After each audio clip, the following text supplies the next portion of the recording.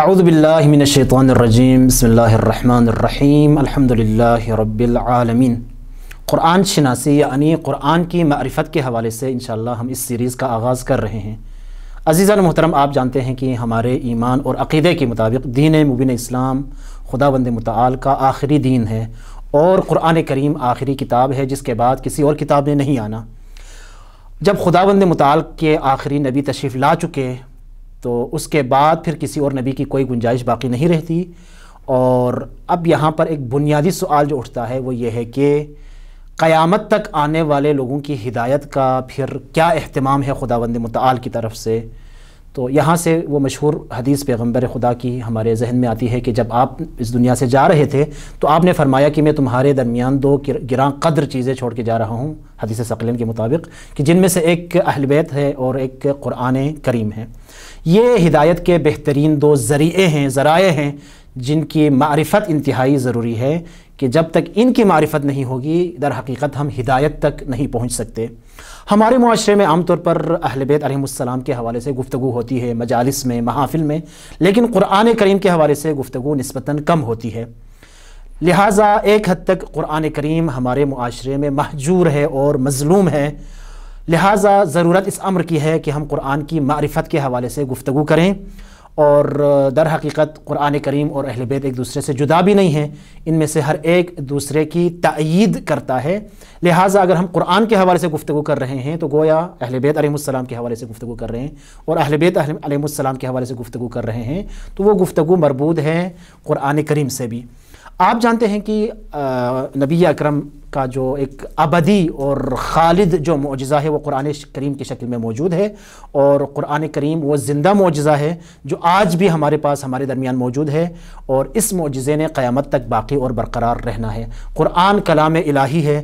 در حقیقت علم خدا کا ایک مرتبہ ہے جو ہم تک پہنچا ہے خداوند متعال کی طرف سے،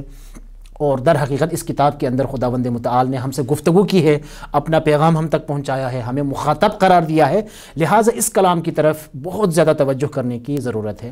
یہاں سے خود قرآن کی معرفت کے حوالے سے علماء نے علوم کا ایک سلسلہ جو ہے وہ قرار دیا ہے جنہیں علوم قرآن کہا جاتا ہے۔ علوم قرآن علوم کا ایک ایسا مجموعہ ہے جن کے ذریعے سے ہم قرآن کریم کے حوالے سے گفتگو کرتے ہیں، قرآن کی معرفت اور شناخت حاصل کرتے ہیں، اور قرآن کی اگر ہمیں معرفت ہو جائے تو چونکہ قرآن خدا کا کلام ہے تو یہ خود خدا کی معرفت کا ایک پیش خیمہ اور مقدمہ ثابت ہوگا۔ لہٰذا کوئی بھی مفسر، کوئی بھی محقق قرآن کریم کو نہیں سمجھ سکتا مگر یہ کہ وہ ان علوم سے جنہیں علوم قرآن کہا جاتا ہے ان سے وہ آشنائی رکھتا ہو۔ یہ علم تفسیر سے الگ ہے۔ علم تفسیر میں در حقیقت ہم قرآن کی آیتوں کے اندر جاتے ہیں اور ان آیات کو سمجھنے کی کوشش کرتے ہیں، جبکہ علوم قرآن کے اندر قرآن کو ہم خود قرآن کو بطور ایک کتاب مطالعہ کرتے ہیں اور اس کے حوالے سے ایک کلی گفتگو کرتے ہیں کہ یہ کس قسم کی کتاب ہے، اس میں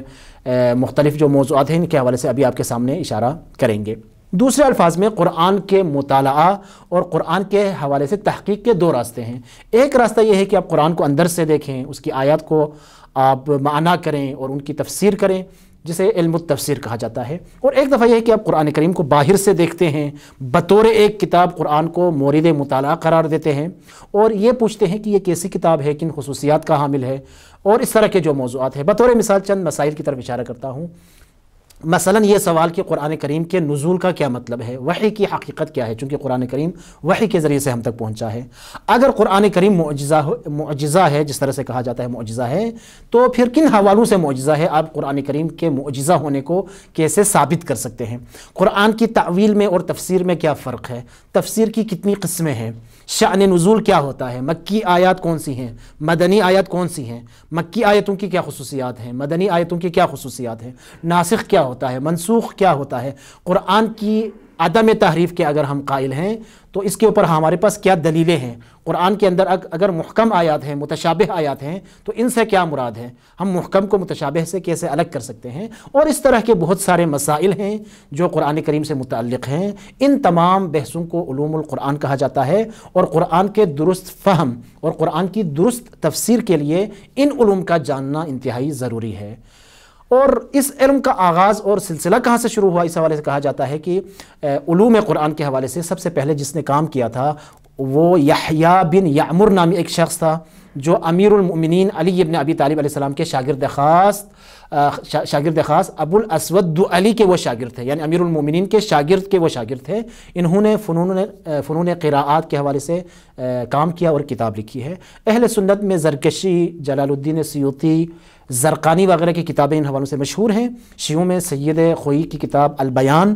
فی تفسیر القرآن، اور اسی طرح سے شیخ محمد ہادی معرفت کی کتاب التمہید فی علوم القرآن انتہائی مشہور کتابیں ہیں اس فن کے حوالے سے۔ اس ضمن میں استاد مصباح کی ایک کتاب ہے جسے قرآن شناسی کا عنوان دیا گیا ہے۔ اس کتاب کے دروس کا سلسلہ انشاءاللہ آپ کی خدمت میں ہم پیش کریں گے۔ استاد مصباح کے حوالے سے آپ جانتے ہیں کہ ایک فقیہ، متکلم، عارف، معلم اخلاق تھے جو تقریباً 2 سال پہلے اس دنیا سے چلے گئے۔ ایک بہترین مفسر بھی آپ تھے۔ رہبر معظم نے آپ کو مطہری زمان قرار دیا تھا، اور اس حوالے سے جدید نسل کو مخاطب کرتے ہوئے مقام معظم رہبری نے فرمایا تھا کہ اگر موجودہ نسل شہید مطہری اور علامہ طباطبائی جیسی شخصیات سے استفادہ نہیں کر سکتی کہ وہ دنیا سے چلی گئی ہیں، تو علامہ مصباح جیسی شخصیت ہمارے درمیان موجود ہیں، لہٰذا ان سے استفادہ کرنے کی ضرورت ہے۔ اور آپ علامہ طباطبائی کے شاگردان خاص میں سے تھے، اور علامہ طباطبائی کی جو مشہور تفسیر ہے تفسیر المیزان، اس تفسیر کے لکھنے میں بعض جلدوں کے حوالے سے اور اس کی اصلاح کے حوالے سے بھی آپ کا نام لیا جاتا ہے کہ آپ کا حصہ تھا اس میں، اور علامہ نے بعض امور آپ کے سپرد کیے تھے کہ یہ والے امور آپ انجام دیں۔ اور آپ کے حوالے سے خود علامہ طباطبائی کے جو جملے ہیں بہت زیادہ معروف ہیں۔ مثلا ایک جملہ جو مشہور ہے جس کے مطابق آپ نے علامہ طباطبائی نے علامہ مصباح کے بارے میں فرمایا تھا کہ میرے شاگردوں میں مصباح انجیر کی طرح ہے، انجیر کا جو پھل ہوتا ہے جس میں کوئی چیز اضافی نہیں ہے۔ لہٰذا علامہ مصباح کے بارے میں بزرگان کے یہ جو اقوال ہیں ان کو دیکھتے ہوئے خود علامہ مصباح کی جو شخصیت ہے، واقعاً یہ جو کتاب ہے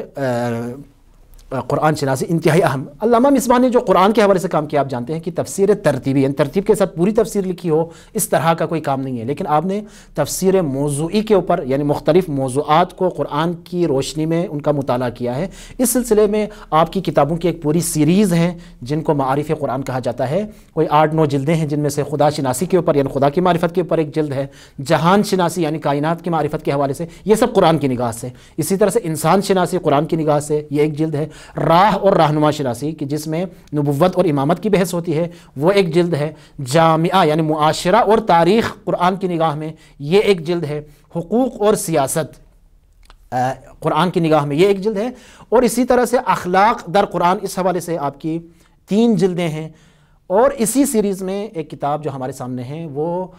قرآن شناسی کی کتاب ہے، 2 جلدوں میں یہ کتاب ہمارے سامنے موجود ہیں۔ تو انشاءاللہ ماہ مبارک رمضان چونکہ مناسبت بھی ہے قرآن کے ساتھ، اور ماہ مبارک رمضان کو قرآن کی بہار کہا گیا، لکل شیء ربیع و ربیع القرآن شہر رمضان، لہٰذا ماہ مبارک رمضان جو قرآن کی بہار ہے اس میں ہم قرآن کی معرفت کے حوالے سے انشاءاللہ اس سلسلے کو آپ کی خدمت میں پہنچانے کی کوشش کریں گے۔ انشاءاللہ خداوند متعال ہم سب کو توفیق دے کہ ہم قرآن کی معرفت حاصل کریں، اور قرآن کی معرفت کے ذریعے سے خدا کے نزدیک ہونے کی ہمیں توفیق نصیب ہو۔ وصلی اللہ علی سیدنا محمد و آلہ الطاہرین۔